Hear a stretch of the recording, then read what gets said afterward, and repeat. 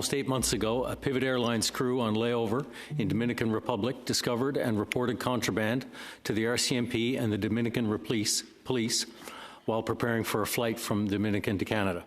The crew was imprisoned, threatened and abused before being released on bail under the condition they remain in the country.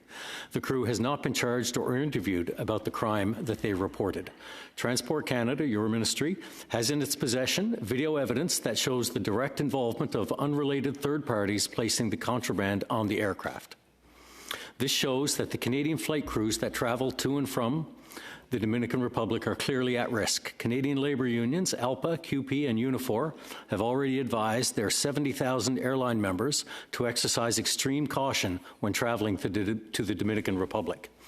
The Dominican Republic and Canadian authorities, by their inaction, are sending a clear message to all Canadian air crews operating flights to the Dominican Republic. Don't look for contraband, and if you see it, don't report it, just leave.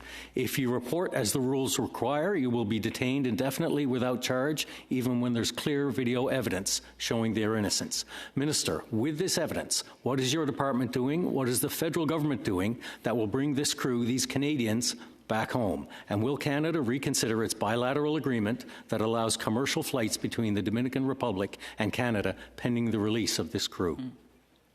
Gabra.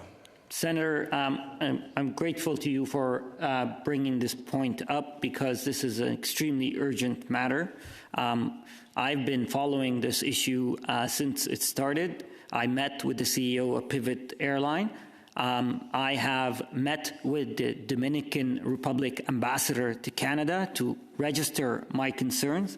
I agree with you. If this issue is not dealt with due process and fairness, it sends a strong message not only to Canada but to the world that the Dominican Republic has questionable practices and it might not be safe for other crews to land in the Dominican Republic. So I want to assure you and to all the families of those individuals and to all unions and companies who are concerned that this is a priority for us. The Prime Minister has raised this issue directly. We will continue to utilize all available diplomatic and other tools to ensure that we stand up for the rights of Canadians. Senator